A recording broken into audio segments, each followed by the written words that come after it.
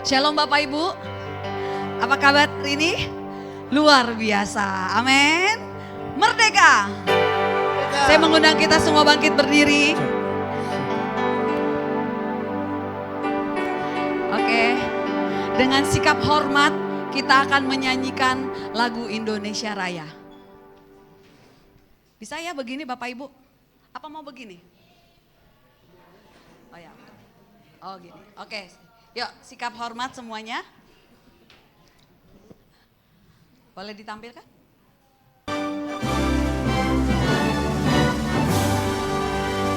Indonesia tanah airku, tanah Tuhan Allahku. Di sanalah aku berdiri, jadi penuh ibuku. Indonesia kebangsaanku, bangsa dan tanah air. Marilah kita bersama, Indonesia bersatu. Hiduplah tanahku, hiduplah bangsaku, rakyatku semua. Bangunlah jiwanya, bangunlah badannya untuk Indonesia Raya.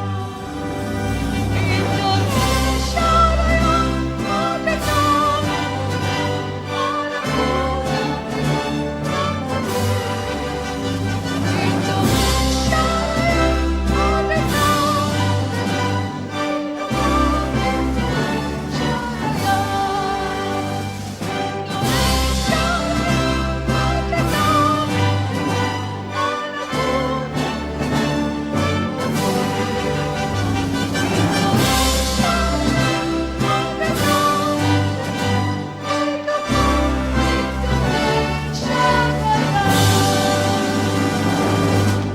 Merdeka. Bapak terima kasih untuk genap tahun ini, hari ini 80 tahun kemerdekaan daripada bangsa kami, bangsa Indonesia. Kami adalah umat-umat pilihan Allah tempatkan di dalam bangsa ini. Jadi biarkan setiap kami Tuhan, izinkan setiap kami untuk melanjutkan perjuangan kami dalam bangsa ini. Tuhan terima kasih kalau pagi hari ini kami akan beribadah. Tuhan, Engkau berkati kami, Engkau urapi, Engkau juga sertai jalannya ibadah pagi hari ini Tuhan. Roh Kudus pimpin ibadah kami dari awal, pertengahan sampai akhirnya. Dan Tuhan juga memberkati hamba-Mu yang menyampaikan isi hati-Mu Tuhan. Biar kebenaran firman pagi hari ini juga memerdekakan hidup kami Tuhan. Terima kasih Bapa. Dalam nama Tuhan Yesus kami membuka ibadah ini. Haleluya. Amin. Silakan duduk Bapak Ibu. Silakan duduk dalam hadirat Tuhan.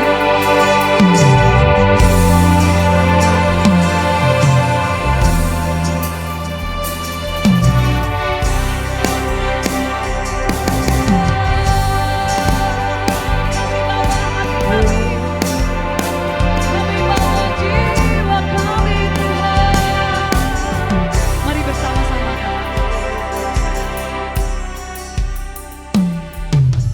Dosa dan ajaib akan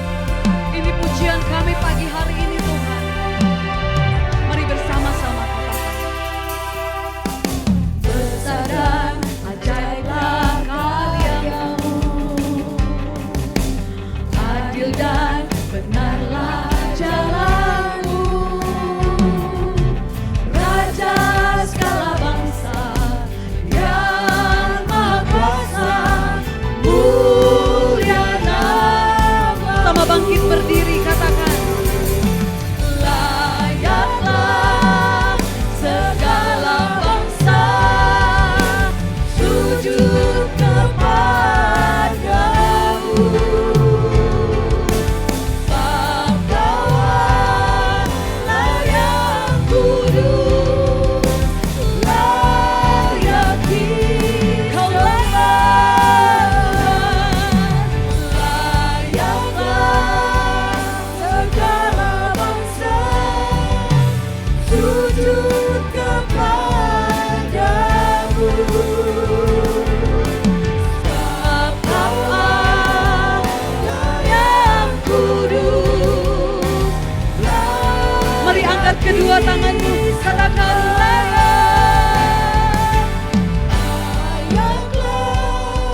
segala bangsa sujud kepadamu. Amin. Sebab Kau Allah yang kudus, layak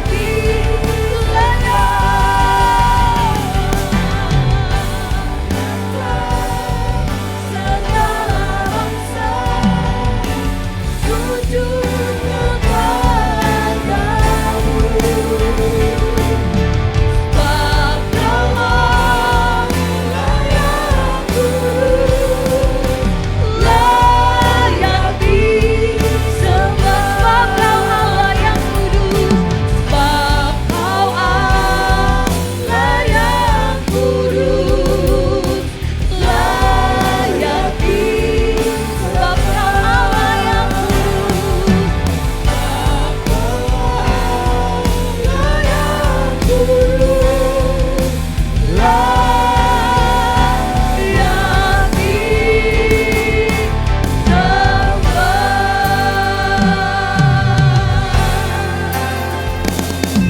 berikan kemuliaan bagi Tuhan kita, sebab Dia layak.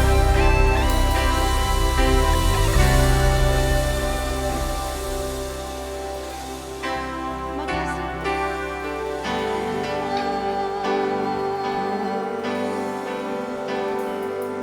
Terima kasih Tuhan, terima kasih.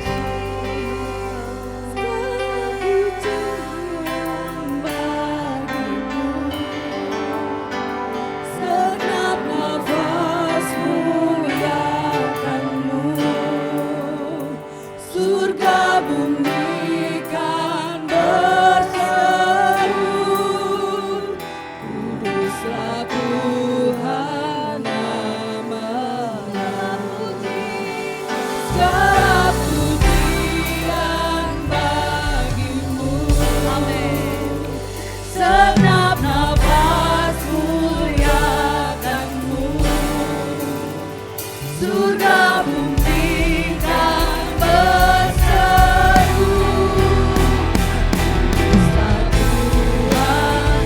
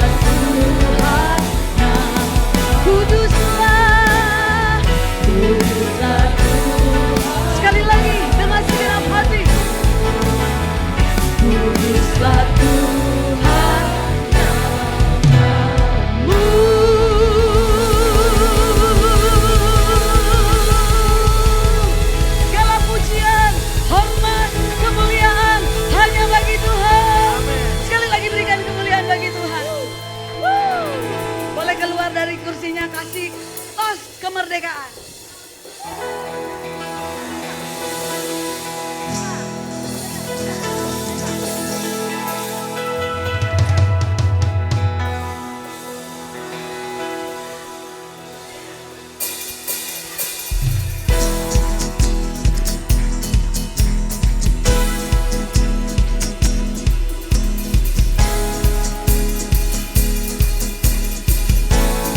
Mari sama-sama. Kau hebat, terbesar, kau perisai, berdiri depanku, tak dapat ku ragu. Katakan. Kau hebat, gagah perkasa, kaulah panglima menangku, Allah Bapakku. Sama-sama. Ku hempaskan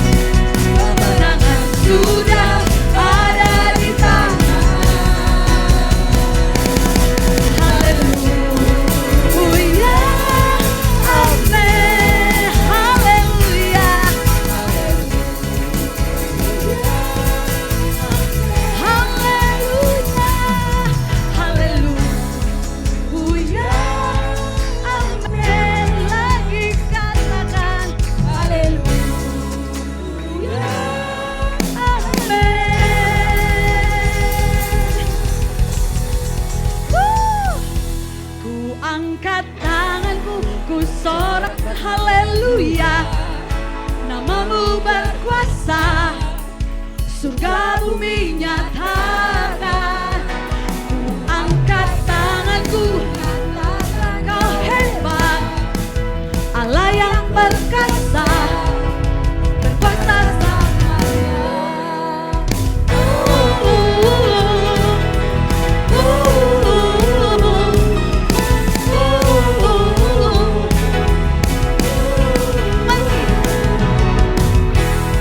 Yesus, Kau kekuatan hidup, takkan gentar langkahku. Kau angkatku di saat ku jatuh, Kaulah sumber kuatku. Ini yang terjadi, lembah yang gelap, sebab ada siapa? Sebab Engkau sertaku. Mari pakai iman. Dengan imanku ku diselamatkan. Siap ya? Angkat tanganku, sorakan haleluya. Namamu berkuasa. Apa? Surga bumi nyatakan. Ku angkat tanganku, nyatakan Kau hebat, Allah yang perkasa, berkuasa selamanya. Angkat tanganku, haleluya. Surga bumi nyatakan.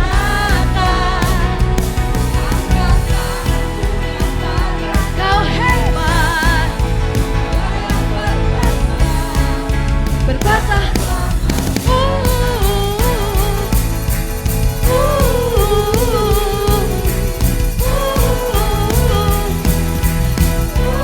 Mari jemaat Tuhan, ku angkat tanganku, Sorakan haleluya. mana suaranya? Ku angkat tanganku,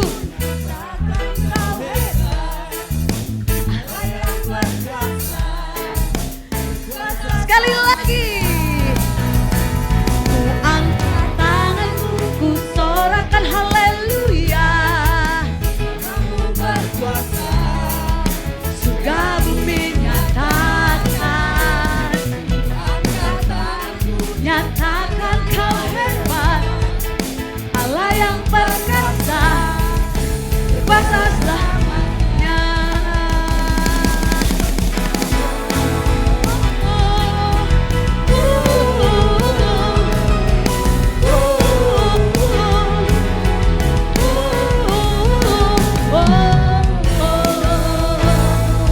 Haleluya. Masih semangat merdekanya? Sekali lagi merdeka. Merdeka.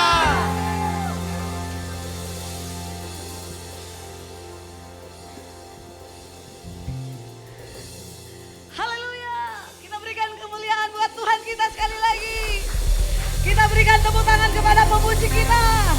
Woo!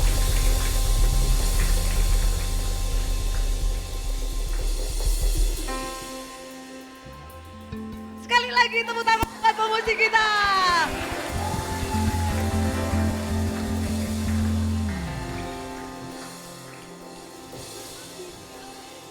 Kitalah umat pemenang, kita umat pemuji, kita anak perjanjian, terus sabar kalahkan maut. Kitalah umat pemenang, kita umat pemuji, kita anak perjanjian. Sekali lagi.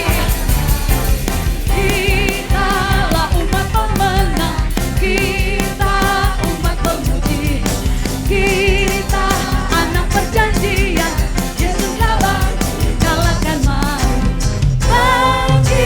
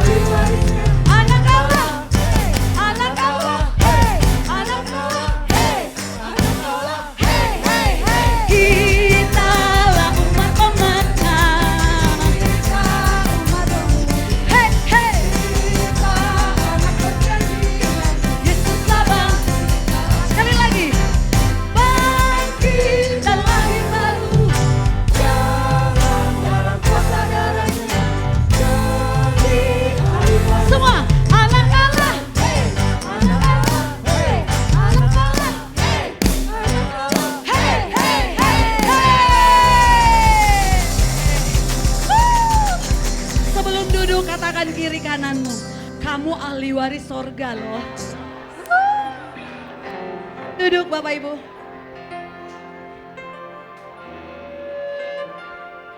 Silakan duduk dalam hadirat Tuhan. Saya melihat wajah-wajah yang merdeka hari ini. Ada suster. Bukan suster ngesot ya guys. Suster yang cantik ada 2 orang. Ada Pak Kinoto apa? Pahlawan. Kok kayak Prabowo ya? Nah, Ko Andi apa tuh? Woi, Abi apa Abi? Beli 1 gratis 1. Wah, siapa lagi nih? Wah, menang nih. Tepuk tangan buat kita masing-masing. Haleluya. Mari siapkan hati kita untuk firman Tuhan.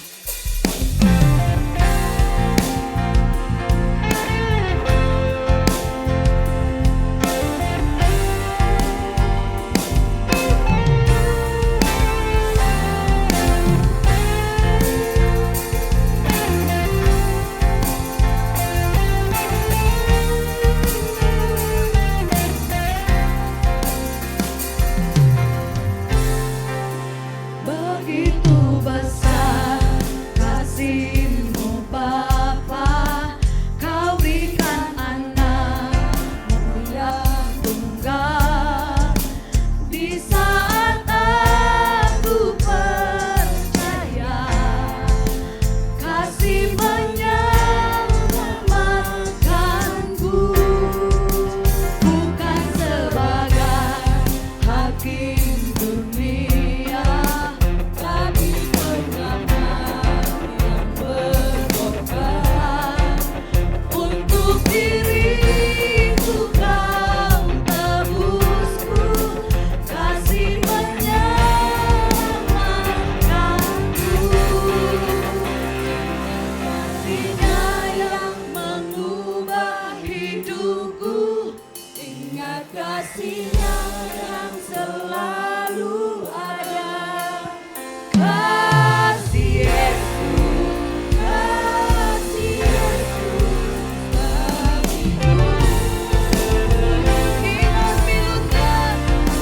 Ingat pilurnya yang sembuhkan lukaku. Ingat salibnya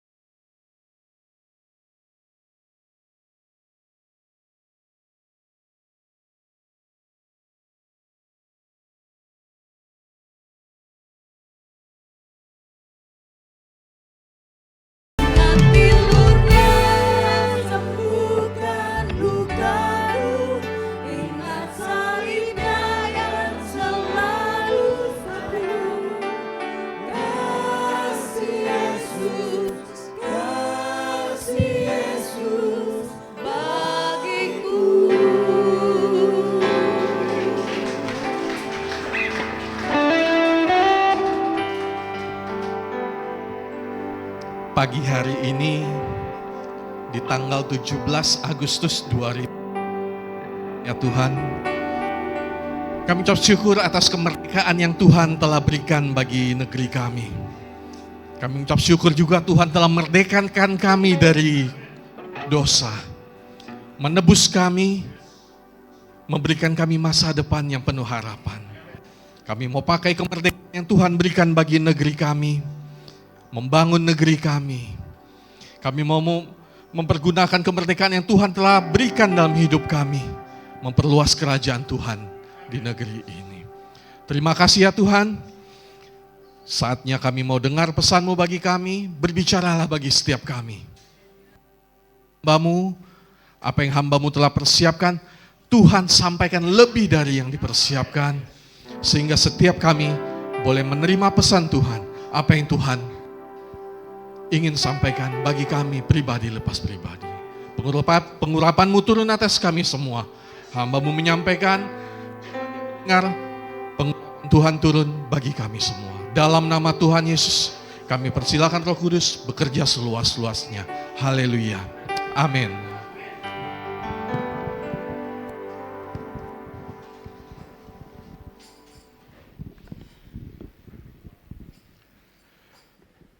Silakan ditampilkan. Terima kasih para pemusik, para pelayan. Merdeka! Merdeka! Masih kurang keras. Merdeka! Bapak Ibu Saudara sekalian, pada kesempatan Minggu 17 Agustus, pas banget saya mau menyampaikan satu pesan Tuhan. Saya berikan judul, Yesus bukan dukun. Apa hubungannya dengan 17 Agustus Bapak Ibu? Mungkin 17 Agustus kayak seperti tadi malam ibadah di youth, judul khotbahnya Merdeka, relate dengan 17 Agustus. Bapak Ibu, saya mau menyampaikan pesan ini menurut saya sangat penting. Kenapa? Di 80 tahun kita sudah merayakan kemerdekaan, tapi masih banyak yang perlu kita sama-sama rubah.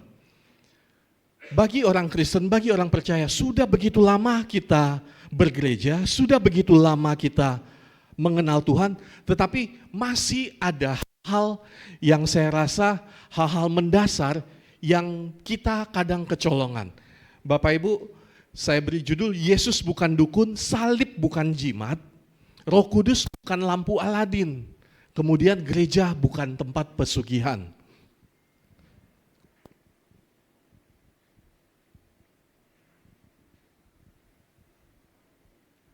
Bisa?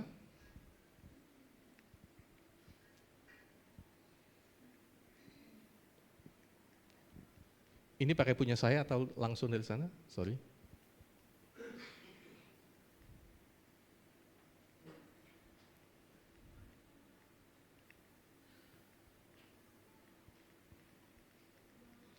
Boleh minta yang satu lagi? Sambil tolong dibantu ya, disiapkan. Bapak Ibu, saya ambil berita-berita yang ada di sekitar kita. Ini fenomena sosial, ini hal yang terjadi di lingkungan kita. Dari yang paling kanan atas ada modus cari jodoh, pensiunan PNS di Lampung Timur ditipu dukun palsu 83 juta. Kemudian selanjutnya, ke dukun menghilangkan guna-guna sulit dapat jodoh, gadis di Kobar, Kota Waringin Barat malah dicabuli. Ini orang ke dukun untuk cari jodoh. Kemudian selanjutnya, di sebelahnya, modus pengobatan gaib, dukun palsu di Cirebon, tipu warga hingga ratusan juta. Ini bukan berita tahun 90-an, ini bukan berita tahun 70-an, atau baru kita merdeka tahun 50-an, bukan. Ini berita-berita tahun 2023, 2024, 2025. Kemudian di sampingnya lagi, pria di Bali nekat jadi pencuri, ngakunya disuruh dukun agar dikaruniai anak. Mau memperoleh keturunan, mau memperoleh anak, datang ke dukun. Kemudian Bapak Ibu, ini di dekat kita, di tahun 2025 baru kejadian, dukun di Serang hamili gadis muda, usai diminta ritual bebas utang pinjol. Jadi utang pinjol pun mereka datang ke dukun. Kemudian ingin gandakan uang dari 30 juta jadi 2,5 miliar. 30 juta jadi 2,5 miliar. Pria ini malah dapat 2 butir kelapa. Malah jadinya bukan uang 2,5 miliar, malah jadinya 2 butir kelapa. Kemudian di sebelahnya belak-belakan, dukun Kebumen akui bunuh korban usai gagal tarik uang gaib 2 miliar. Jadi sudah setor uang, dijanjikan akan ada menggandakan uang, nggak dapat, orangnya nagih-nagih, akhirnya orangnya dibunuh. Kemudian selanjutnya, tragis, pembunuh ibu dan anak dalam toren ternyata dukun pengganda uang.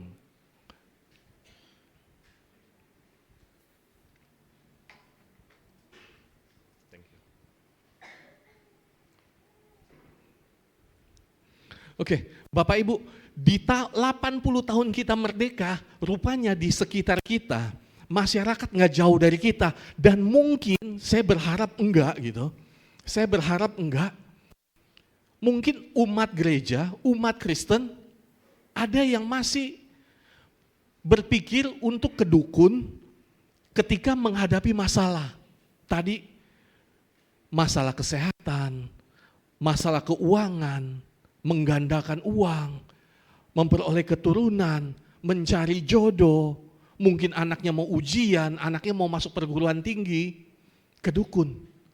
80 tahun kita merdeka, mentalitas anak dukun itu masih menempel di masyarakat kita. Kemudian Bapak Ibu kita lihat, dukun pengganda uang Tohari alias Mbah Slamet ini yang kemarin cukup heboh, habisi 12 korban. Bagaimana agar kasus serupa tidak terulang? Ini berulang. Sering sebentar kita dengar berita dukun pengganda uang, dukun pengganda uang. Masih banyak yang percaya, masih banyak yang datang. Fenomena dukun pengganda uang, sifat masyarakat yang mau banyak uang lewat jalan pintas. Kemudian dari Tempo, Mbah Slamet dukun pengganda uang, tersangka pembunuhan di Banjarnegara, pikat korban lewat medsos. Dulu, Bapak Ibu, orang mau ke dukun harus perjalanan jauh, kadang tempatnya di atas gunung dan sebagainya. Tetapi dengan adanya medsos, mudah. Saya cek ketika saya menyiapkan khotbah ini, Bapak Ibu lihat yang saya linkerin, sekarang dukun buat iklan berbayar. Ini berbayar Bapak Ibu. Ini iklan di Google ini berbayar. Iklan berbayar. Kenapa mereka sampai berbayar? Karena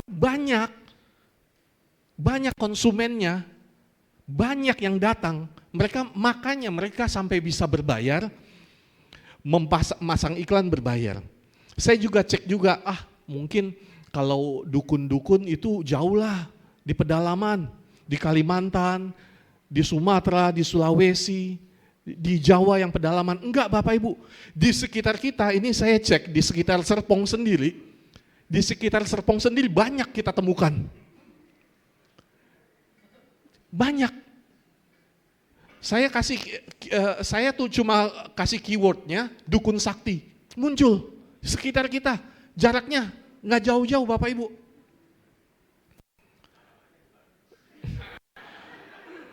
Jangan habis khotbah ini malah dicari gitu, malah dicari. Saya buka ini, lebih baik kita melihat apa yang ada di sekitar kita, supaya kita bisa menjelaskan, mengingatkan bagi kita, bagi keluarga kita, bagi orang-orang sekitar kita yang belum mengerti. Mereka nggak jauh. Kalau ada penjual, Bapak Ibu, artinya ada apa? Ada pembeli. Bukan jauh, itu bukan hal yang jauh. Wah itu mah waktu tahun 80 Pak Kin, itu mah di kampung saya, di sini nggak ada. Bapak Ibu ini banyak. Saya buka Detik, Bapak Ibu, sampai dukun itu pasang iklan di Detik, Bapak Ibu. Di detik.com pasang iklan. Dan itu nggak murah, pasang iklan di detik.com itu nggak murah. Ini fenomena sosial yang ada di sekitar kita. Apa hubungannya dengan gereja? Apa hubungannya dengan gereja? Bapak Ibu, 80 tahun kita merdeka, masyarakat sekitar kita masih banyak yang punya mentalitas anak dukun.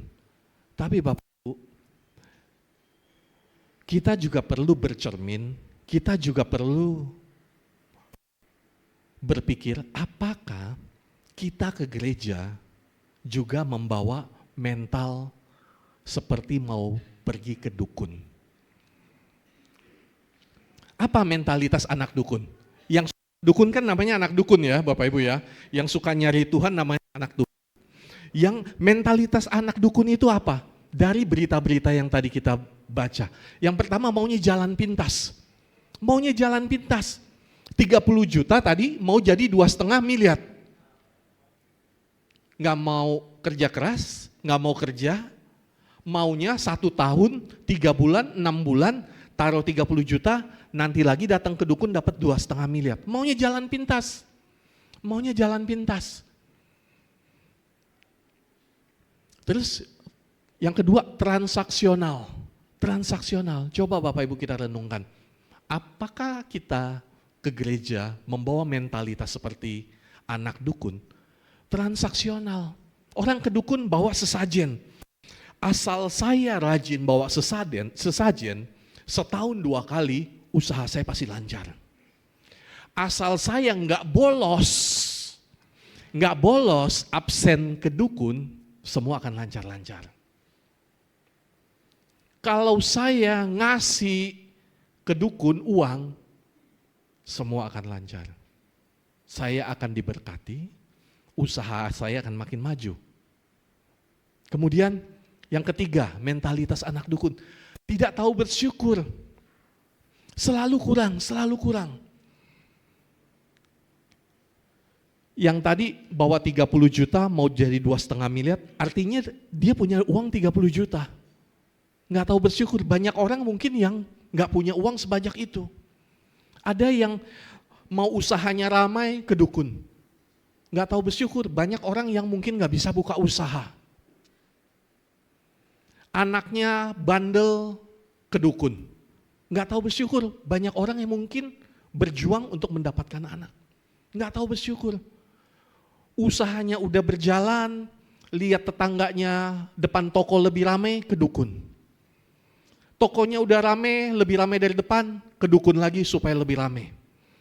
Udah rame, ke dukun lagi supaya buka cabang. Nggak tahu bersyukur. Kemudian yang keempat, mentalitas anak dukun, menghindari tanggung jawab. Menghindari tanggung jawab. Anaknya mau ujian, minta mantra dari dukun. Tulis-tulis, kemudian dikantongin, anaknya dijadikan kalung supaya lulus. Menghindari tanggung jawab. Harusnya kalau mau lulus, belajar. Mau lulus, belajar. Mau dapat pekerjaan, gak dapat pekerjaan, ke dukun minta dapat pekerjaan. Menghindari tanggung jawab. Kalau mau mendapat pekerjaan, melamar pekerjaan, mencari pekerjaan, mengupgrade diri. Supaya bisa comply dalam satu pekerjaan. Anaknya bandel, anaknya nggak nurut, anaknya nggak mau pulang, ciong dengan orang tuanya, ke dukun. Benar Bapak Ibu ya? Banyak kita dengar di sekitar kita, ngapain ke dukun? Anak saya bandel, suami saya jarang pulang. Suami saya jarang pulang, saya ke dukun supaya suami betah di rumah. Menghindari tanggung jawab. Anak bandel, orang tuanya tanggung jawab orang tuanya. Suami jarang pulang, tanggung jawab suami dan istri. Diselesaikan, bukan suruh dukun yang selesaikan. Menghindari tanggung jawab. Bapak Ibu, dalam Kisah Rasul 8, mentalitas dukun ini juga kita bisa lihat dengan sangat kental ada di Kisah Rasul pasal 8.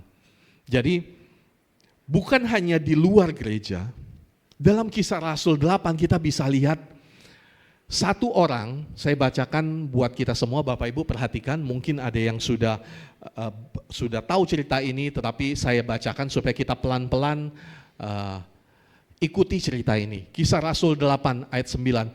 Seorang yang bernama Simon, bukan Simon Petrus ya Bapak Ibu, ini Simon tukang sihir. Simon telah sejak dahulu melakukan sihir di kota itu, kota Samaria, sekitar Samaria, dan mentakjubkan rakyat Samaria, serta berlagak seolah-olah ia seorang yang sangat penting. Semua orang besar kecil mengikuti dia dan berkata, orang ini adalah kuasa Allah yang terkenal sebagai kuasa besar. Dan mereka mengikutinya karena sudah lama ia mentakjubkan mereka oleh perbuatan sihirnya. Tetapi sekarang mereka percaya kepada Filipus yang memberitakan Injil. Jadi sebelumnya belum ada Injil diberitakan, kemudian Filipus datang. Ketika Filipus datang memberitakan Injil tentang kerajaan Allah dan tentang nama Yesus Kristus, rakyat-rakyat, penduduk-penduduk Samaria, mereka memberi diri mereka dibaptis, baik laki-laki maupun perempuan. Jadi ketika Filipus memberitakan firman Tuhan, kerajaan Tuhan di Samaria, penduduk Samaria memberikan diri dibaptis, bertobat. Kemudian di ayat 13, Simon tadi tukang sihir Bapak Ibu ya, bukan Simon Petrus ya, bukan banyak Simon karena nama Simon nama yang cukup populer waktu masa itu. Simon sendiri juga menjadi percaya. Tukang sihir, dukun jadi percaya juga. Bukan cuma percaya Bapak Ibu, dan sesudah ia dibaptis juga. Simon tukang sihir ini bukan cuma percaya, dibaptis juga. Ia senantiasa bersama-sama dengan Filipus. Bukan cuma percaya, bukan cuma dibaptis, ikut pelayanan. Simon ini ikut pelayanan bersama Filipus. Kemana Filipus pergi, ia senantiasa bersama-sama. Kayak Pak Joko misalnya, sedang pelayanan, ada jemaat yang ngikutin terus Pak Joko di mana-mana. Ngikutin dari jauh kan, pasti akan bantu-bantu. Pak Joko apa yang bisa dibantu? Main gitar saya bisa, Pak Joko pelayanan saya main gitar. Atau Pak Joko saya bawain barang-barang Pak Joko dan sebagainya. Ini Simon tukang sihir ikut pelayanan Bapak Ibu bersama Filipus. Dan takjub ketika ia melihat tanda-tanda dan mujizat-mujizat besar yang terjadi. Ketika rasul-rasul di Yerusalem mendengar bahwa tanah Samaria telah menerima firman Allah, mereka mengutus Petrus dan Yohanes ke situ. Jadi ketika Samaria, pusat gereja saat itu di Yerusalem, melihat di Samaria firman Tuhan telah diberitakan, mereka mengutus Yohanes dan Petrus, ayo ke Samaria juga, ke tanah Samaria. Kemudian ayat 15, setibanya di Samaria, Petrus dan Yohanes berdoa supaya orang-orang Samaria itu boleh beroleh Roh Kudus. Sebab Roh Kudus belum turun di atas seorang pun di antara mereka karena mereka hanya dibaptis dalam nama Tuhan Yesus. Kemudian Bapak Ibu, kita pelan-pelan kita perhatikan ayat 17. Ketika keduanya, Petrus dan Yohanes menumpangkan tangan di atas orang Samaria, lalu orang-orang Samaria menerima Roh Kudus. Mereka menerima Roh Kudus. Ayat 18. Ini Simon lagi. Simon tukang sihir. Ketika Simon melihat bahwa pemberian Roh Kudus terjadi karena rasul-rasul itu menumpangkan tangannya, ia menawarkan uang kepada mereka. Ketika Yohanes dan Petrus menumpangkan tangan buat orang-orang Samaria, kemudian orang-orang Samaria menerima Roh Kudus, Simon ngomong sama rasul-rasul, dia mau kasih duit buat rasul-rasul. Buat apa kasih uang? 19, serta berkata, berikanlah juga kepadaku kuasa itu, supaya jika aku menumpangkan tanganku di atas seseorang, ia boleh menerima Roh Kudus. Simon penyihir, mau kasih uang ke Rasul Petrus dan Yohanes supaya si Simon tukang sihir bisa juga numpangin tangan. Tetapi Petrus berkata kepadanya, binasalah kiranya uangmu itu bersama dengan engkau, karena engkau menyangka bahwa engkau dapat membeli karunia Allah dengan uang. Tidak ada bagian atau hakmu dalam perkara ini, sebab hatimu tidak lurus di hadapan Allah. Jadi bertobatlah dari kejahatanmu ini dan berdoalah kepada Tuhan supaya Ia mengampuni niat hatimu ini. Sebab kulihat bahwa hatimu telah seperti empedu yang pahit dan terjerat dalam kejahatan. Jawab Simon, hendaklah kamu berdoa untuk aku kepada Tuhan supaya kepadaku jangan kiranya terjadi segala apa yang telah kau katakan itu. Bapak Ibu, kita bisa lihat di Kisah 8. Orang yang percaya, orang yang udah dibaptis, orang yang udah ikut pelayanan, mentalnya masih mental transaksional. Mentalnya masih mental anak dukun. Di mana ia menyangka ketika ia bayar, ia mengeluarkan uang, ia bisa membeli karunia Tuhan.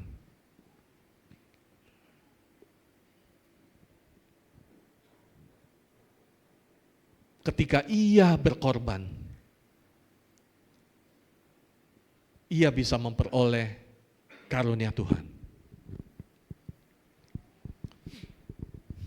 Pagi hari ini Bapak Ibu, coba kita refleksikan dalam hidup kita. Kita pergi ke gereja atau pergi ke dukun?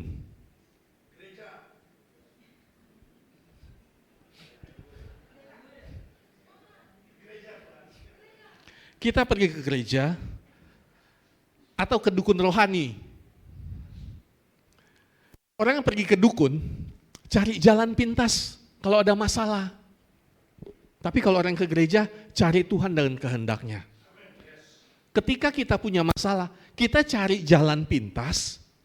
Ke gereja mau cari jalan pintas, atau ke gereja mau cari Tuhan dan kehendaknya. Datang Tuhan, anak saya bandel, Tuhan tolong, saya pulang dari gereja, anak saya langsung berubah. Itu cari jalan pintas bukan Bapak Ibu? Maunya langsung berubah. Maunya langsung berubah. Apakah itu salah? Enggak salah. Kalau Tuhan menjawab dengan cepat. Enggak salah juga Tuhan menjawab dengan cepat. Tetapi yang kita cari adalah cari Tuhan dan kehendaknya.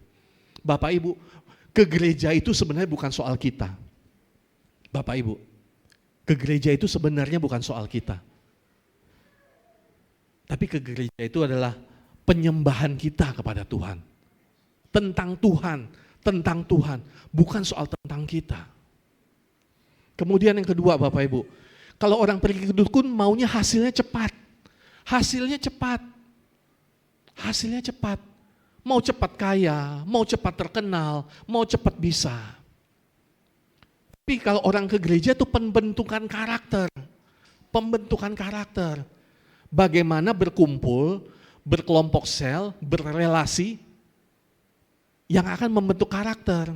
Karena di dalam kelompok sel, di dalam oikos, di dalam bersekutu, kita saling mengenal, saling mengasah pembentukan karakter. Kemudian kalau ke dukun, ritual, benda-benda sakral. Kalau ke dukun dikasihnya apa? Jimat. Dikasihnya apa? Mantra. Kalau kita ke gereja firman dan doa.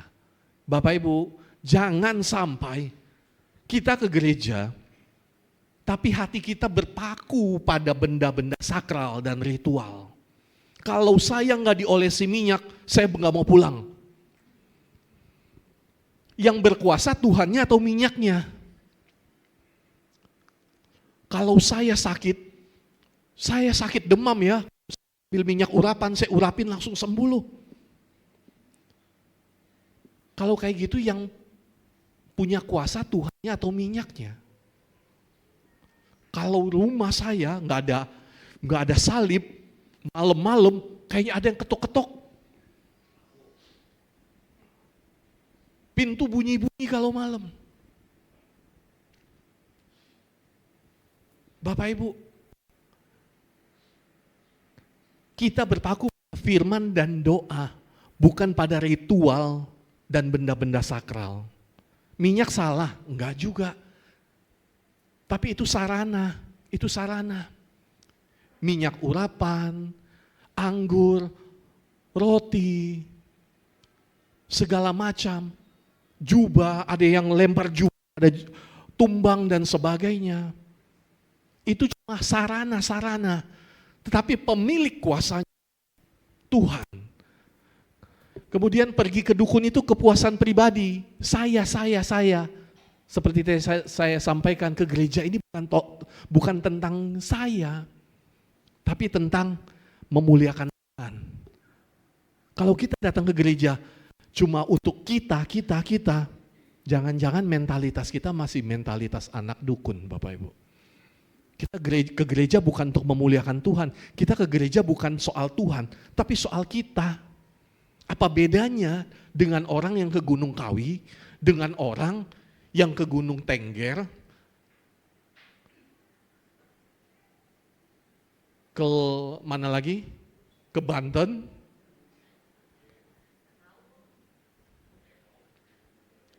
Kalau untuk memuaskan diri sendiri. Kemudian selanjutnya pergi ke dukun, hubungan transaksional, jual beli. Kalau saya ngasih,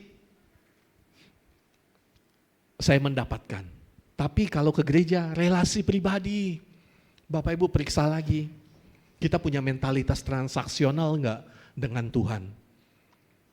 Tuhan, saya sudah pelayanan. Tuhan harus tolong saya. Tuhan harus berkati saya. Itu transaksional bukan Bapak Ibu? Terus ketika Bapak Ibu memberikan persembahan, terus berpikir, wah Tuhan pasti kembalikan 100 kali lipat. Itu transaksional bukan Bapak Ibu? Kalau soal diberkati itu soal Tuhan, kita anak-anaknya Tuhan pasti pelihara. Tapi jangan sampai kita punya motivasi memberi, kita punya motivasi melayani, itu transaksional. Kita melayani karena kita mengasihi Tuhan. Kita memberi karena kita mengasihi Tuhan. Bukan karena ada apa-apanya.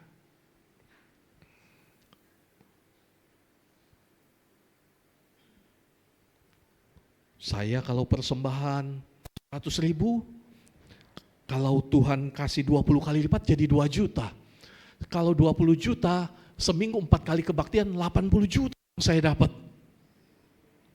Wah, itu udah lebih daripada dukun lagi Bapak Ibu pengganda uang. Apa beda gereja dengan dukun pengganda uang kalau mental kita memberi, berharap Tuhan mengembalikan 20 kali lipat, 50 kali lipat, 100 kali lipat. Apa bedanya? Kita boleh ketawa, boleh nyinyir, ngelihat berita dukun pengganda uang. Tapi kalau mental kita, mental memberi, masih karena, wah percaya bahwa Tuhan akan mengembalikan 20, 50, sampai 100. Nggak beda kita dengan orang yang pergi ke dukun pengganda uang. Kita memberi karena kita mengasihi Tuhan. Amin Bapak Ibu. Kemudian ke dukun ikut kemauan klien, kalau ke gereja kehendak Tuhan. Kita ke gereja bukan memaksakan kehendak kita, Tuhan tolong saya, caranya begini loh Tuhan, A, B, C, D. Jangan B, C, D, A ya Tuhan. Kita jadi mendikte Tuhan, bukan mengikuti kehendak Tuhan tapi kehendak kita. Kemudian Bapak Ibu, mentalitas anak Tuhan dan mentalitas anak dukun. Dengan cepat Bapak Ibu, kalau mentalitas anak dukun Bapak Ibu, kuasa bisa dibeli, dipesan. Ke dukun mau penglaris, mau gampang jodoh, mau naik jabatan, mau karir, posisi dan sebagainya, tinggal pesan. Ini harganya 500.000, ini 1 juta, ini 5 juta. Tinggal pesan, ikutin. Ada price list ya mungkin. Tapi kalau mentalitas anak Tuhan, kita percaya bahwa kuasa Tuhan ada anugerah. Kemudian mentalitas anak dukun selalu bicara soal ritual-ritual. Tetapi kalau kita bicara relasi dengan Tuhan kita. Mentalitas anak dukun tujuannya masalah selesai. Tapi kalau ke gereja, anak Tuhan hidup yang diubahkan. Bukan soal masalah.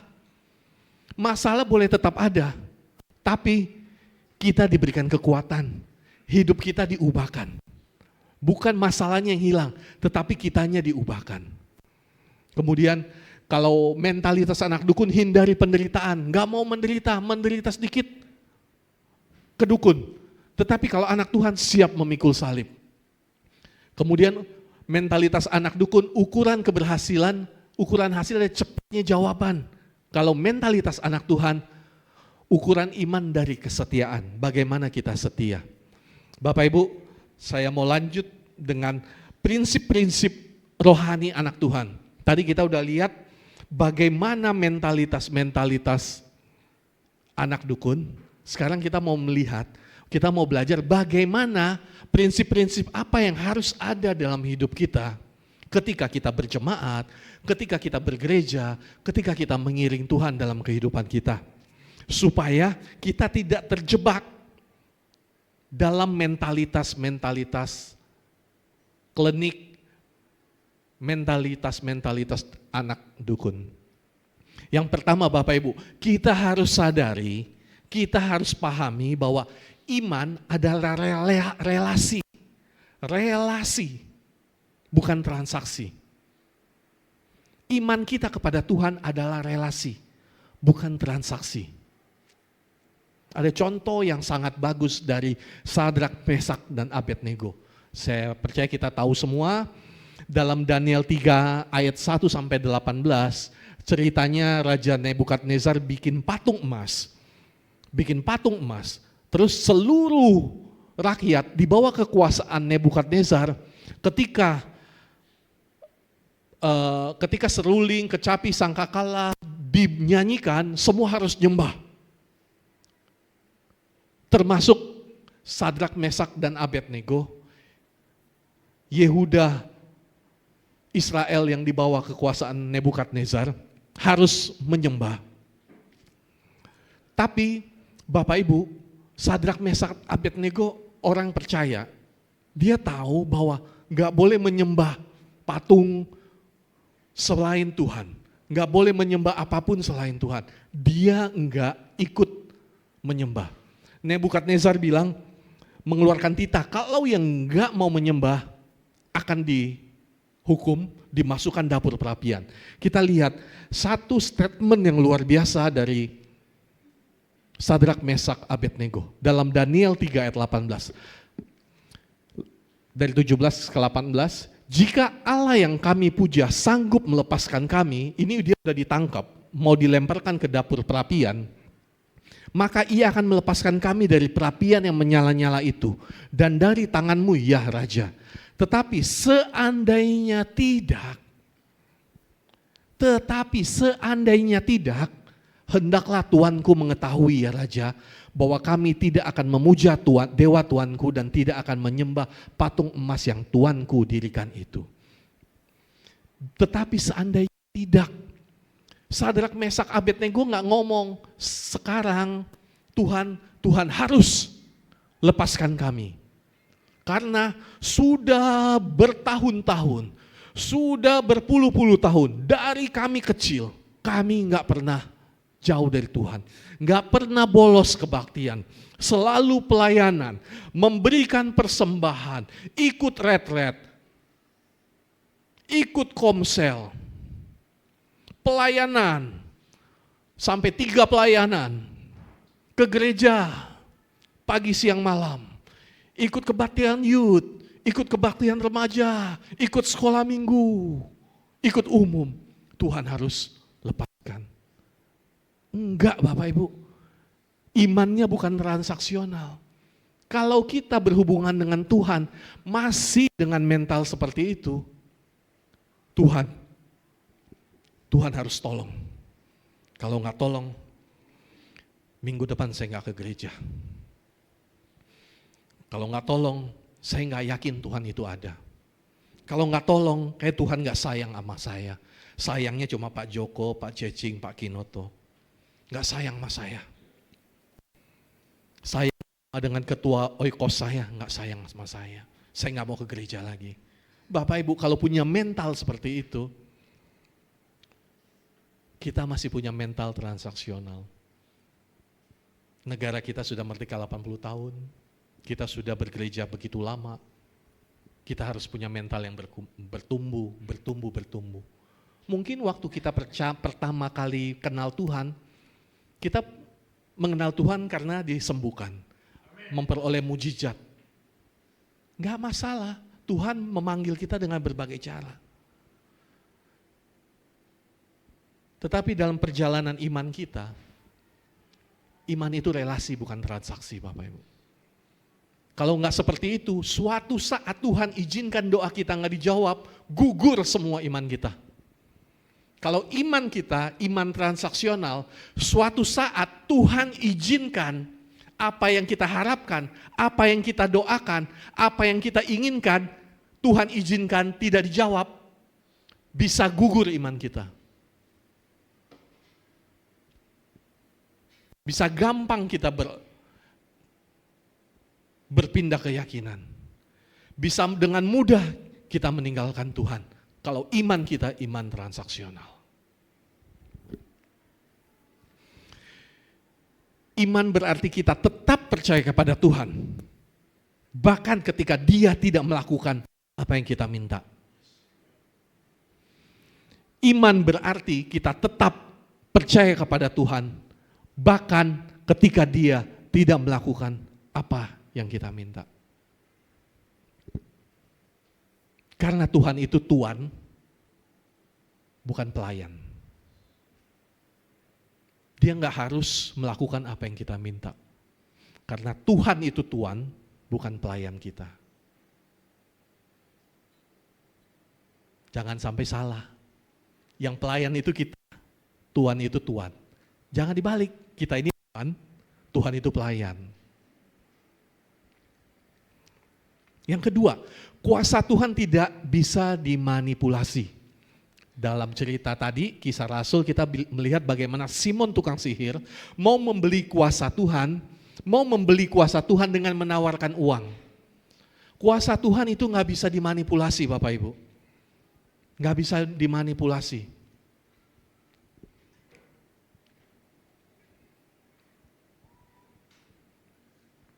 Ada cerita, orang punya tanah, dia jual tanahnya susah banget karena lokasi tanahnya nggak bagus, dekat kuburan.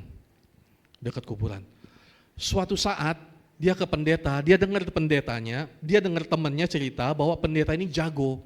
Apa yang dia doakan, temannya dulu mau jual rumah, minta pendeta doain, abis itu nggak lama rumahnya kejual.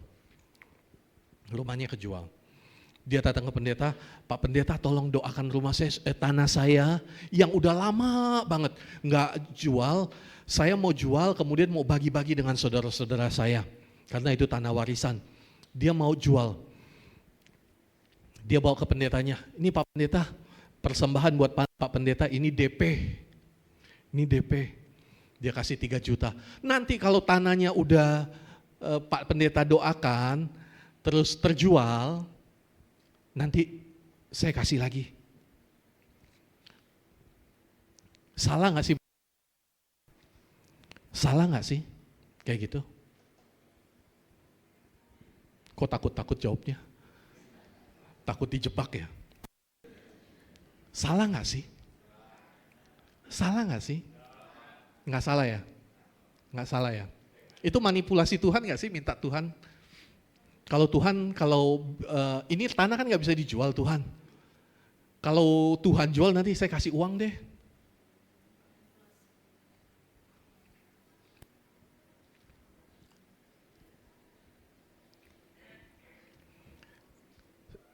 Para penatua kita selalu bilang, saya, Pak Cacing, Pak Joko selalu bilang, gereja kita tuh nggak ada janji iman. Kenapa? Kalau jemaat mau kasih aja, nggak usah pakai janji-janji.